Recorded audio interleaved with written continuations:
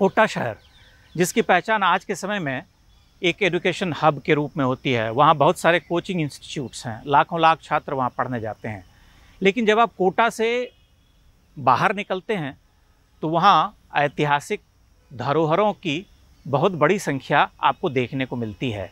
आप कोटा से रावत भाटा जाते हैं 45 किलोमीटर, तो वहाँ बारडोली एक गांव है, वहाँ पर प्राचीन मंदिर हैं 11वीं-10वीं शताब्दी के बने हुए।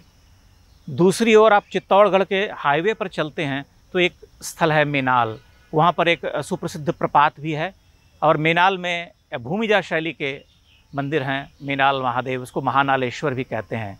इन दोनों ही मंदिर समूहों को देखना अत्यंत ही एक सुखद अनुभूति है, क्योंकि एक तरफ वो गुर्जर प्रतिहार शैली के बने हुए मंदिर हैं बारडोली में, दूसरी ओर जो मेनाल में मंदिर हैं उसकी जो निर्माण कला है वह परमारों की है, क्षमा कीजिएगा, परमारों की है, क्योंकि भूमिजा शैली के मंदिर जो हैं वो मालवा और महाराष्ट्र में अधिक पाए जाते हैं। हालांकि वहाँ जो सूचना पट है वो ये कहता है कि ये चौहानों के द्वारा बनवाए गए मंदिर हैं।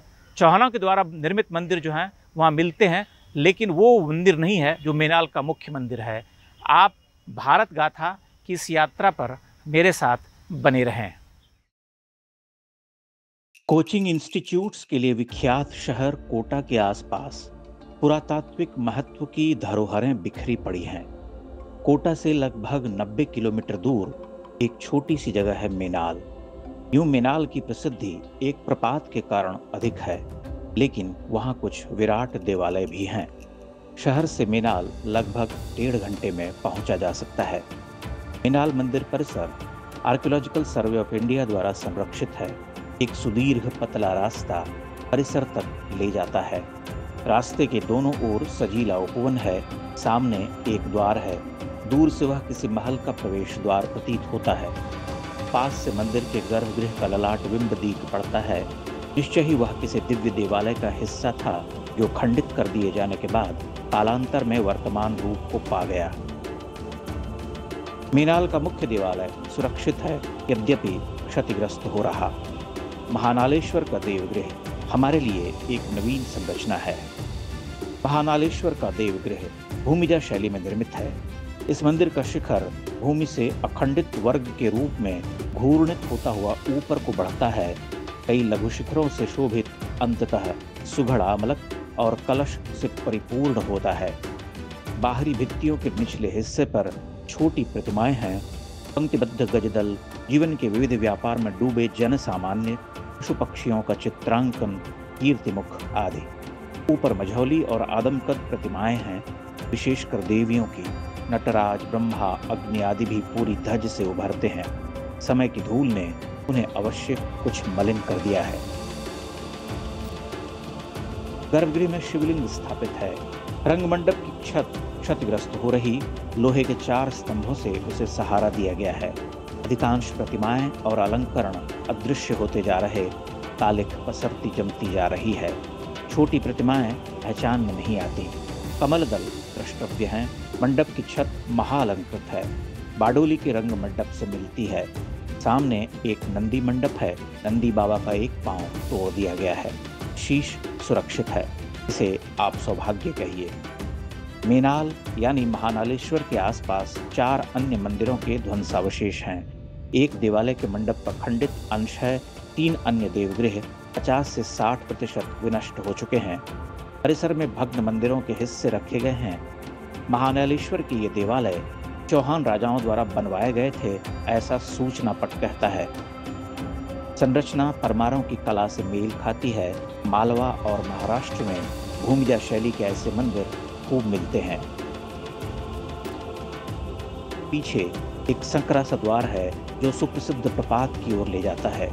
करोड़ों करोड़ वर्ष पूर्व पड़ी उन गहरी दरार के दोनों ओर वलयाकार चट्टानें हैं। बीत चुके युगों अब्दों की आड़ी तिरछी रेखाएं उन पर उभरी हुई हैं, जैसे बुढ़ापे में चेहरा रेखाओं से भर उठता है। वहाँ पंछी शोर करते फिरते हैं, चक्राकार घूमते हैं, शैल श्रृंगों पर बैठते हैं, उड़ जाते हैं। सैलानी सेल्फी लेते हैं।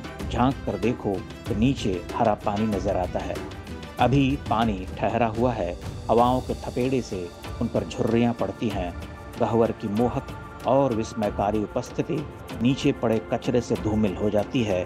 वहाँ चिप्स के पैकेट, ग्लास, बोतलें पड़ी हुई हैं। ग्लानि होती है, क्रोध आता है, उसके बाद विवशता घेरती है। वर्षा के दिनों में यहाँ से जलधार गिरती है। अभी धूप उतर रही है। जलधार को देखते हुए गिरने का अनुभव भी परमावश्यक है। जहाँ से धार बहकर आती है वहाँ की चट्टानें चिकनी हो गई हैं। वहाँ कोई ठहर कर देखे तो दिखता है कि करोड़ों करोड़ वर्ष का समय कैसे बह गया है। इस गह्वर से कुछ दूर एक छोटी पहाड़ी पर अन्य देवालय का शिखर उभरता है, खंडित शिखर। अभी धूप तेज है। मैं कुछ मंद कदमों से उधर जाता हूँ। वहाँ एक ऊंचे अधिष्ठान पर निर्मित देवालय है। भगवान शिव को समर्पित देवगृह के सामने शीश विहीन नंदी बैठे हैं। अलंकरण साधारण है। मीनाल का दृश्य प्रपात दोबारा रोकता है। उन्मत्त उड़ते हुए पंछी अब तक उड़ रहे। गह्वर में उतरता सन्नाटा रह रहकर युवकों के शोर से टूटता है। यह विशाल खोह अथराई आंखों से न जाने कुछ देख रहा है। इसे प्रतीक्षा है वह दिन दूर नहीं जब काले बादल यहाँ बरसेंगे। प्रपात के प्राणों में स्पंदन होगा। हरहराता जल यहाँ से इस अति विशाल विवर में उतरेगा। अब ये व्याकुल पंछी मेघ मल्हार गाएंगे। परित्यक्त देवालयों के शिखर धुलकर दमक उठेंगे। कोटा से ही लगभग 45 किलोमीटर दूर अन्य स्थल है रावत भाटा। वहाँ के बाडोली ग्राम में कुछ विलक्षण देवालयों के भग्नावशेष हैं। परिसर में सबसे पहले वर्गाकार सूखे सरोवर के मध्य एक भग्न देवालय है। आसपास 2-3 देवालयों के खंडावशेष हैं। उन्हें सहारा देकर उठा दिया गया है। ढहे हुए घर अच्छे नहीं लगते, फिर चाहे वे मनुष्य के हों या देवालयों के।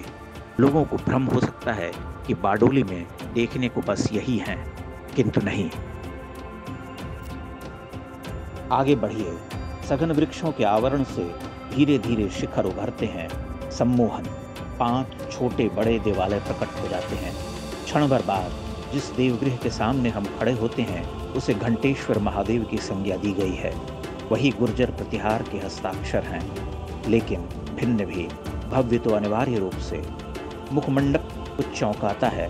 चिरपरिचित गुर्जर प्रतिहार से सूक्ष्म अंतर है। स्तंभ अत्यंत सुघड़ हैं। गोलाई में पुष्टकर अलंकरण में मिलते जुलते।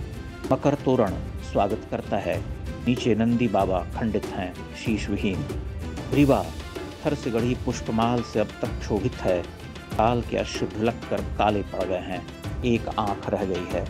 मन कड़वा हो जाता है, मानो घर के प्रवेश द्वार पर ही किसी अशुभ समाचार का संकेत मिल गया हो। धीरे धीरे हम मंदिर में रमते चले गए। पिछले हिस्से की 90% प्रतिमाएं निष्ठुरता से विकृत कर दी गई हैं। ऊपर जहां तक उनके हथौड़े जा सके वहां तक ध्वंस किया गया है। गर्भगृह पर ताला जड़ा था। संभवतः कुछ स्थानीय लोग पूजा अर्चना आदि करते हैं। भीतर घुप अंधेरा। शिवलिंग द्रष्टव्य नहीं था। अंधेरे में एक उजली माला कौंधती थी, महादेव पर रखी गई थी। यहाँ नटराज की कुछ अनन्य प्रतिमाएं थीं, सब नष्ट कर दी गईं। कुछ चोर ले गए। एक प्रतिमा लंदन के संग्रहालय में रखी हुई है। बाहरी भित्तियों पर अंधकासुर का वध करते हुए आशुतोष विराजमान हैं, पूर्ण नहीं है। वेदीबंध से तनिक ऊपर प्रतिष्ठित अन्य सभी प्रतिमाएं तोड़ी जा चुकी हैं। ऊपर वे देखी जा सकती हैं। पुरुष की जंघा और कटि प्रदेश पर वार किया गया है। वक्ष, ग्रीवा और शीश सुरक्षित हैं। मुखमंडप जहाँ शिखर को स्पर्श करता है वहाँ का अलंकरण अनमोल है। आमलक और कलश पूर्ण है। प्रतिमाओं के ध्वंस से परे देवालय दृढ़ है। वेदीबंध अगले 1000 वर्षों तक स्थिर रह सकता है। घंटेश्वर महादेव के सामने रंग मंडप है। लुटा पिटा तथापि चकित करता है। दाहिनी दिशा में गणपति का गेह है। वहाँ एक अद्भुत विग्रह विनष्ट अवस्था में जड़ीभूत है। गणनायक का विशाल और कलात्मक विग्रह शुंड से खंडित है। दोनों भुजाएं तोड़ डाली गई हैं। दोनों पांव भी आधे कटे हुए हैं। हम सोचते हैं भला कैसे लोग थे, किस ग्रह से आए थे, इस ध्वंस में कौन सा रस लेकर जाते थे। किंतु गणपति अकेले नहीं हैं। महिषासुर मर्दिनी की प्रतिमा भी वैसे ही ध्वस्त की गई है और विशाल त्रिमुखी महादेव के तीनों मुख पूरी तरह से सपाट कर दिए गए हैं। परिसर में दर्जन भर शिवलिंग बिखरे पड़े हैं। कुछ महालंकृत सिर दल भूमि पर लौट रहे हैं, कुछ स्तंभ हैं, स्तब्धता चारों ओर छिटकी हुई है। जब हम घंटेश्वर महादेव परिसर में भ्रमण कर रहे थे, तब मकर तोरण के पास आकाश कोई गंधर्व लोक सा दिखाई देता था। एक विचित्र सी नीलिमा थी, जिसमें मेघ का मध्यम धूसर काला रंग पोता गया था। आंसू और आनंद दोनों मिल गए थे। कुछ यक्षिणियां धवल वस्त्रों में रथारूढ़ बही जा रही थीं। हमारी आंखों के सामने ताड़ का पत्र रह रह कर कांपता था। रंग मंडप न जाने क्यों रो रहा था।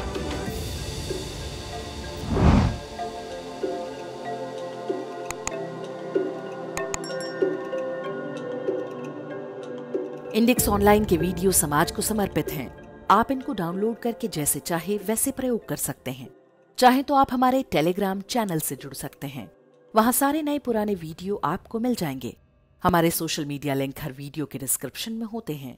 हमारा एकमात्र उद्देश्य हिंदू समाज को जागृत और एकजुट करना है। इसमें सहभागी बने। धन्यवाद।